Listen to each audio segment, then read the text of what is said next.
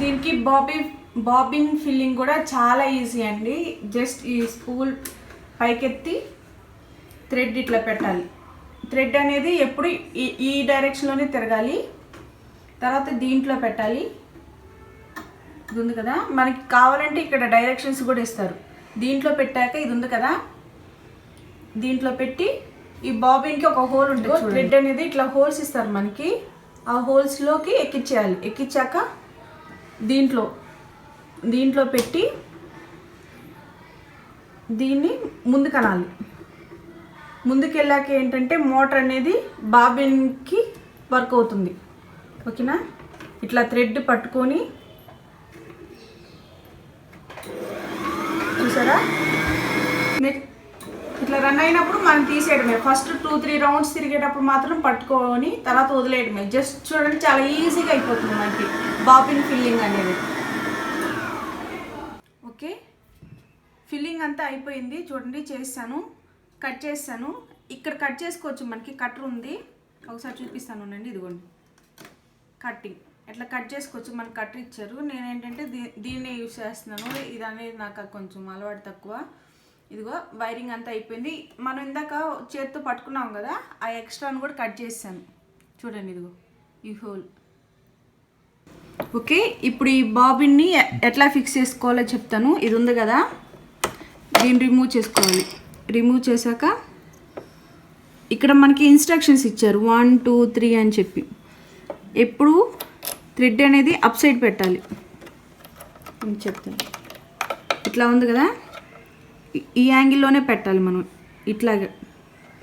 ఓకేనా? ఇటు తిప్పి ఇట్లా పెట్టకూడదు. ఈ యాంగిల్లోనే పెట్టి తర్వాత ఆ థ్రెడ్ అనేది ఇక్కడ ఒక స్టెప్ ఉంది చూడండి, దాంట్లో నుంచి ఇట్లా బయటికి తీయాలి. కనిపిస్తుందా మీకు? ఇది మూవ్ చేసి చూపిస్తున్నా చూడండి.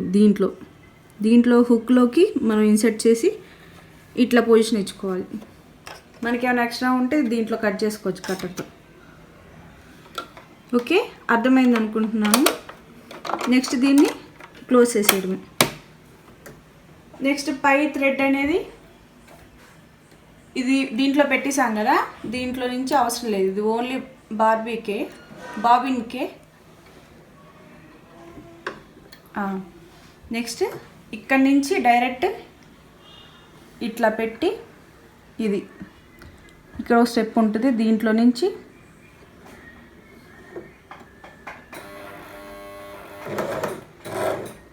ఇది ఉంది కదా, స్టీల్ కనిపిస్తుంది కదా మీకు, ఒకటి ఈ స్టీల్ హుక్లో పెట్టాలి. పెట్టాక మళ్ళీ కిందకి రండి. స్టీల్ హుక్ దాంట్లో నుంచి వచ్చాక ఈ థ్రెడ్ డైరెక్ట్గా ఇక్కడ ఒకటి స్టెప్ ఉంది చూడండి, ఇక్కడ ఇది ఉంది కదా, దాంట్లోకి పెట్టాలి.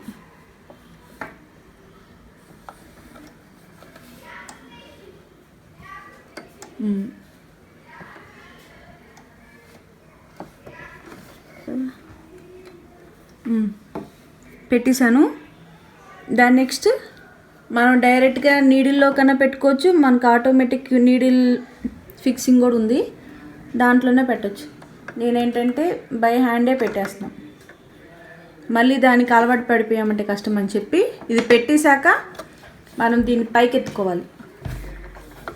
దీని ఉంది కదా, దీని ద్వారా పైకెత్తి అప్పుడు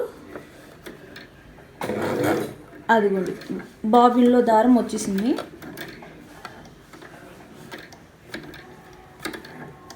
ఇదిగోండి బాబిన్లో దారం, దీన్ని సైడ్కి పెట్టుకోవడమే. సైడ్కి పెట్టుకొని స్టిచ్చింగ్ చేసుకోవడం.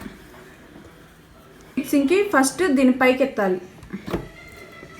పైకెత్తాక ఇక్కడ మనకి గ్యాప్ కనిపిస్తుంది చూసారా, ఇటు సైడ్కి. ఇదిగో ఈ గ్యాప్లో ఈ రాడ్ అనేది ఫిక్స్ అవ్వాలి. సేమ్ దానికి స్ట్రైట్గా పెట్టుకొని దీన్ని కిందకి అనుకోవడమే. ఓకే, అయిపోయింది కదా. ఇప్పుడు దీన్ని రిమూవ్ చేయాలంటే దీన్ని పైకెత్తి వెనకాల ఇక్కడ బ్లాక్గా ఒకటి ఉంది చూసారా, దీన్ని ప్రెస్ చేస్తే అదిగోండి వచ్చేసింది. Okay, foot fixing, bobbin filling, thread ఎలా అసెంజ్ చేసుకున్నాను చూసాం కదా. ఇప్పుడు స్టిచ్చింగ్ చూపిస్తాను. స్టిచ్చింగ్లో ఫస్ట్ స్ట్రైట్ స్టిచ్, ఇటు రండి ఒకసారి, స్ట్రైట్ స్టిచ్ నెంబర్ 4 పెడుతున్నాం. నీడిల్ అనేది సెంటర్లోనే ఉంటుంది, మనకి ఈ స్టిచ్ అనేది వస్తుంది. ఇది ఉంది కదా, మూవ్ చేసుకోవచ్చు మనం. ఇప్పుడు నేను ఇది 4లో పెట్టాలి. ఇదిగోండి 4లో పెట్టాను. ఇప్పుడు స్టిచ్ చూపిస్తాను. ఫూట్ అనేది పైకి పెట్టుకొని దీని కింద ఇది పెట్టి ఫూట్ కిందకి పెట్టుకోవాలి. ఈ థ్రెడ్ అనేది 2 పట్టుకొని ఆ ఫూట్ ఉంది కదా, మెల్లిగా మీకు అలవాటు ఉంటే ఓకే, కానీ అలవాటు లేని వాళ్ళు మెల్లిగా ప్రాక్టీస్ చేసుకోండి.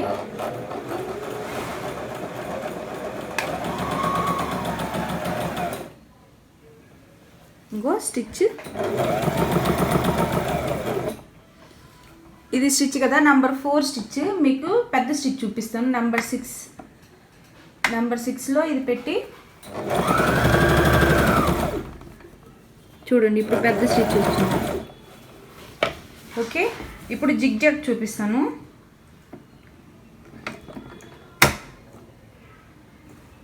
నెంబర్ 8లో పెడుతున్నాను నేను. ఇదిగోండి నెంబర్ 8 ఇది.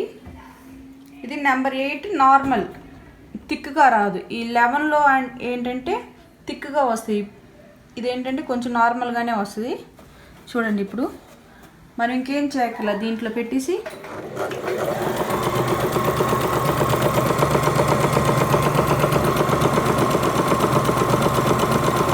చూడండి, ఇది నార్మల్ కదా. ఇప్పుడు మీకు థిక్గా చూపిస్తాను. నెంబర్ 11లో పెట్టాలి. నెంబర్ 11లో పెడితే ఈ ఫూట్ కోడ్ చూసారా, మనకి గ్యాప్ ఎక్కువ ఉంది, అన్నింటికి యూజ్ అవుతుంది.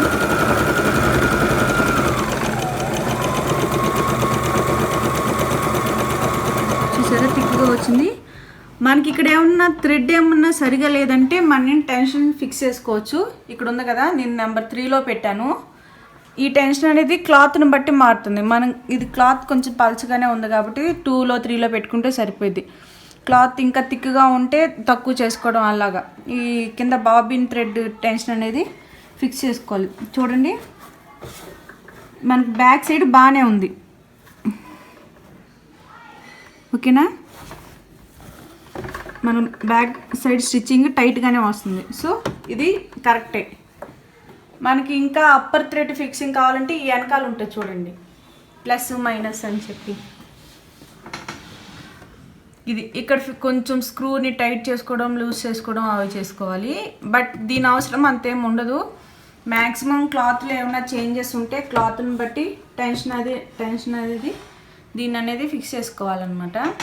అండ్ వన్ మోర్ థింగ్ ఏంటంటే, ఇది ఉంది కదా హ్యాండిల్, చేత్తో తిప్పేది, ఇదేంటంటే క్లాక్ వైజ్లోనే తిప్పాలి. యాంటీ క్లాక్లో తిప్పకూడదు. తిప్పితే రిపేర్ అవుతుంది, మనకి త్వరగా రిపేర్లు అనేవి వస్తాయి. చూడండి, ఇట్లాగే తిరుగుతుంది కదా, మనం కూడా తిప్పాలనుకుంటే ఇట్లాగే తిప్పాలి. ఇటు సైడ్కి తిప్పకూడదు, ఇట్లా తిప్పకూడదు. సో ఇది మెయిన్. మళ్ళీ మనం స్టిచ్ స్టార్ట్ చేసేటప్పుడు ఈ లైన్ ఇక్కడే ఉండాలి.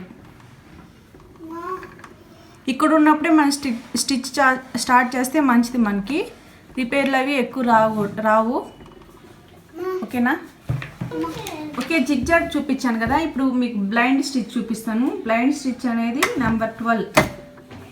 ఓకే,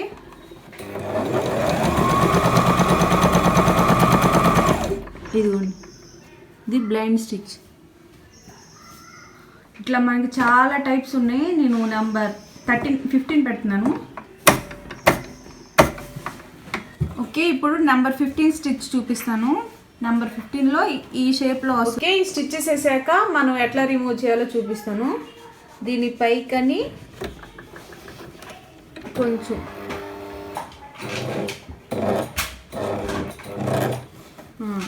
ఈ పొజిషన్లో ఉంటే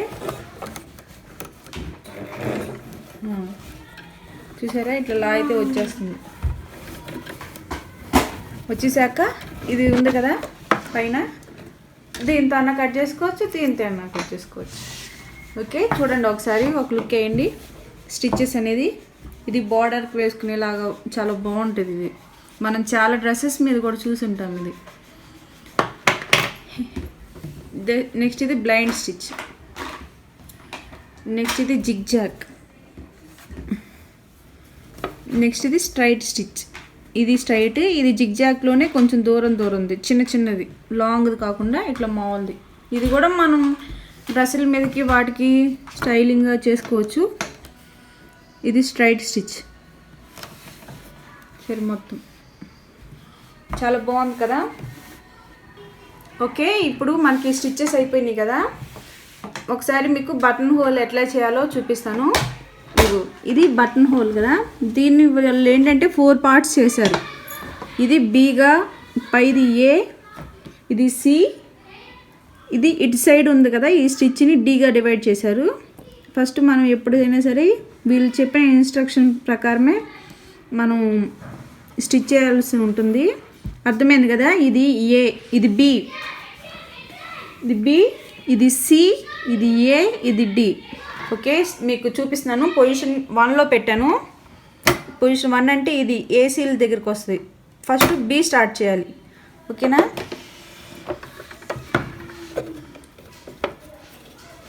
ఓకే, పెట్టేసుకొని కిందకి దించుకోవాలి.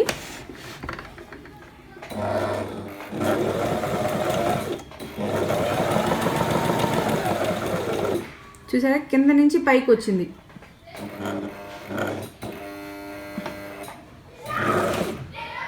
నీడిల్ అనేది కింద కుంచుకోవాలి. మనకి ఏ సైజ్ కావాలో మార్క్ చేసుకోవాలి ముందుగానే. ఇక్కడ నుంచి ఇంతవరకు ఇంత డిస్టెన్స్లోనా, ఎందుకంటే బిగ్ బటన్స్ ఉంటాయి, స్మాల్ ఉంటాయి.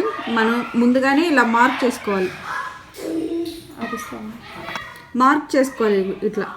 ఇట్లా ఇక్కడ నుంచి ఇంతవరకు మార్క్ చేసుకోవడము, లేకపోతే ఇక్కడ నుంచి ఇక్కడ దాకా మార్క్ చేసుకోవడం మీ ఇష్టం. సైజుని బట్టి మార్క్ చేసుకోవాలి. ఇక్కడ సూది కిందకి దిగింది కదా, పైకి ఉంచాక బీసీల దగ్గర పెట్టి ఇక్కడ నుంచి మనం మళ్ళీ ఫిల్ చేసుకోవాలి. కొంచెం చేసుకున్నాక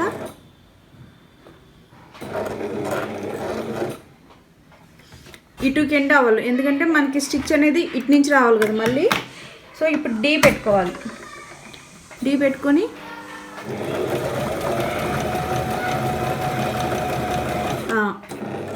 ఎండ్ చేసి మళ్ళీ ఇప్పుడు మనకేంటి ఏ స్టిచ్ అవ్వాలి. ఏ స్టిచ్ అవ్వాలంటే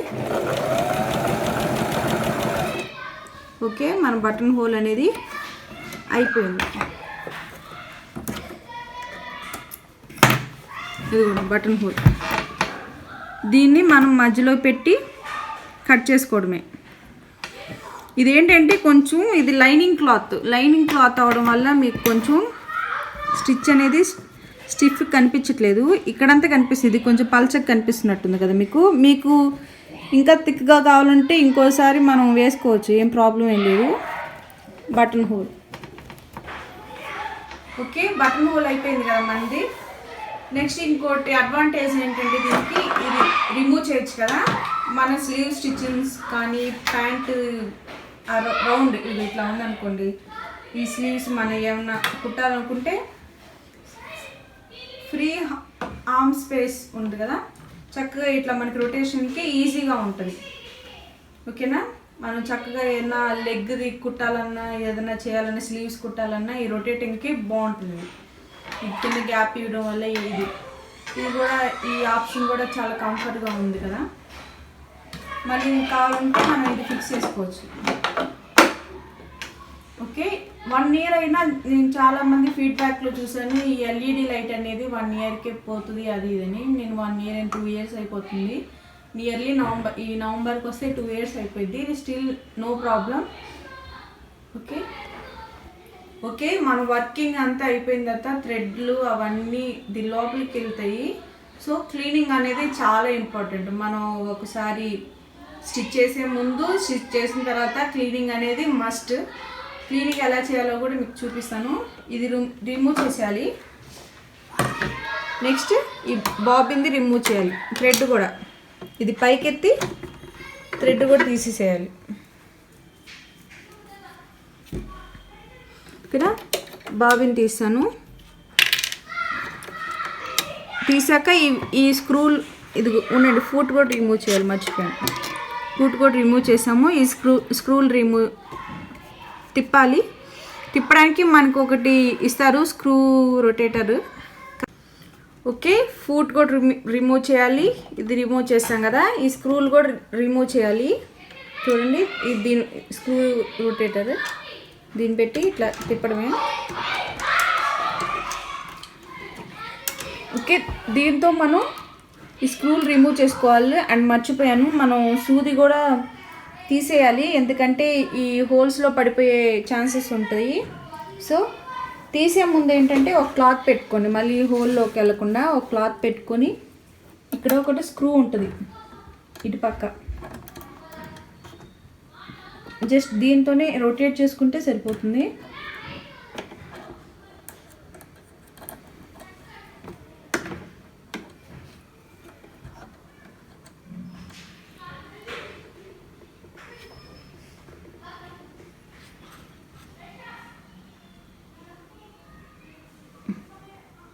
ఇదిగోండి, రిమూవ్ చేస్తాను. జాగ్రత్తగా దీంట్లో ఒక చోట సేవ్ చేసుకోండి. తర్వాత ఈ స్క్రూలు కూడా రిమూవ్ చేయాలి. నెక్స్ట్ ఈ ప్లేట్ మనకి రిమూవబుల్. నెక్స్ట్ ఇది కూడా రిమూవ్ చేసుకోవచ్చు. చూసారు కదా, ఇవన్నీ రిమూవ్ చేసుకోవాలి, నీట్గా క్లీన్ చేసుకోవాలి. నేను రీసెంట్గానే ఆయిలింగ్ అవి చేయించాను. నేను చెప్పాను కదా, మేము మర్చిపోయానని. రీసెంట్గా ఈ బెంగళూరులో చేయించాను, అందుకని కొంచెం ఆయిలీగా ఉంది. ఓకే, క్లీన్ చేసి చూసారా, డస్ట్ వచ్చింది. ఇట్లా రోజు వాడే ముందు అండ్ వాడినాక ఈ డస్ట్ అంతా రిమూవ్ చేసుకుంటే మీకు లైఫ్ టైం అయినది చాలా ఎక్కువ ఉంటుంది, ఎక్కువ పెరిగే ఛాన్సెస్ ఉంటాయి. ఛాన్సెస్ కాదు, పక్క కన్ఫామ్గా బాగుంటుంది ఇలా నీట్గా మెయింటైన్ చేసుకుంటే. ఓకేనా, ఇట్లా రిమూవ్ చేసేసి క్లీన్ చేసుకోవడమే నీట్గా. ఎక్కడెక్కడ ఏం డస్ట్ ఉన్నాయో క్లీన్ చేస్తాను. నెక్స్ట్ ఇది పొజిషన్ చూసుకొని, చూసారా మనకి ఇక్కడ బాబిన్ పెట్టేటప్పుడు ఈ పొజిషన్ గుర్తుందా మీకు? ఇది దీనికి ఇటు వచ్చేటట్టు పెట్టుకోవడమే.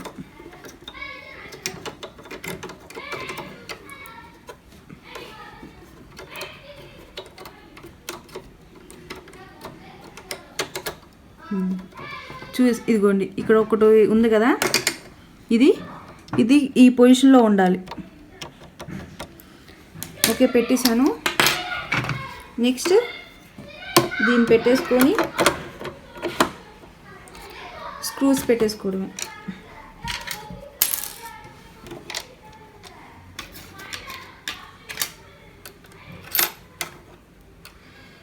ఇదే అవసరం లేదండి, మీ దగ్గర కాయిన్స్ ఉన్నా కానీ కాయిన్స్తో కూడా టైట్ చేసుకోవచ్చు, ఒకవేళ బై ఛాన్స్ ఇది మిస్ అయినా.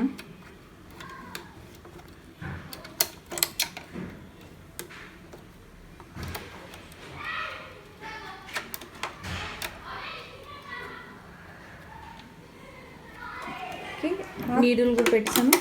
అంతే, మన క్లీనింగ్ అనేది అయిపోయింది. క్లీన్ చేశాక ఇట్లాగే వదిలేస్తే డస్ట్ అంతా లోపలికి వెళ్ళే ఛాన్సెస్ ఉంటుంది. కాబట్టి మీ దగ్గర ఏది ఉంటే అది, క్లాత్తో అయితే క్లాత్తో, లేకపోతే మీ బాక్స్ ఉంటే దీంతో వచ్చిన బాక్స్ ఉంటే దాన్ని క్లోజ్ చేసుకోవచ్చు.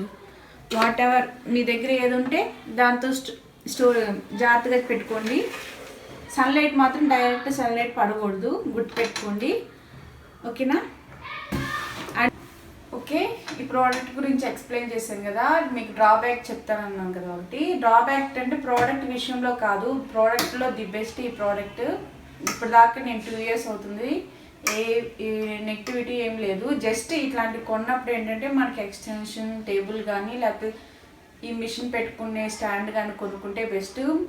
మామూలుగా మనకి తొక్కే మిషన్ కూడా వస్తుంది కదా, అట్లాంటిది కొనుక్కుంటే మనకి చెయ్యి రొటేటింగ్ అనేది బాగుంటుంది. నెక్ డిజైన్ కుట్టేటప్పుడు ఇక్కడ అంటే స్పేస్ కొంచెం తక్కువ ఉంది కదా, అదొక్కటే. అది ఆల్మోస్ట్ అందరూ ఇలాంటి కొనే వాళ్ళందరికీ అదంతా తెలిసే ఉంటుంది. బట్ నాకైతే ఐడియా లేదు, నేనైతే ఎప్పుడు ఇది యూసేజ్ నేను ఎప్పుడు ట్రై చేయలేదు, ఎవరిది చూడలేదు. ఓకే, సో నాకు అందుకొని కొనేటప్పుడు నాకు తెలియదు, లేకపోతే నేను ఇలాంటిది కొనేసుకునేదాన్ని దీన్ని పెట్టుకోవడానికి. ఓకేనా? ఇదే కాకుండా మీకు బ్రదర్స్లో కాకుండా వేరే చెప్పమంటే ఉషా వండర్ ప్లస్ ఇంకా సింగర్లో కూడా ఫ్యాషన్ మేట్ అని చెప్పి, ఇంకోటి బ్రిలియన్స్ 61A సంథింగ్ నెంబర్ ఉంటుంది అది, ఇంకా చాలా మోడల్స్ ఉన్నాయి, అవి కూడా బాగున్నాయి. నేను ఈ ప్రోడక్ట్ వాడుతున్నాను కాబట్టి దీని గురించి ఎక్స్ప్లెయిన్ చేశాను. మీరు మీ బడ్జెట్ని బట్టి ప్లాన్ చేసుకోండి. And thanks for watching. నా వీడియో నచ్చినట్లయితే నా ఛానల్ని ప్లీజ్ సబ్స్క్రైబ్ చేయండి.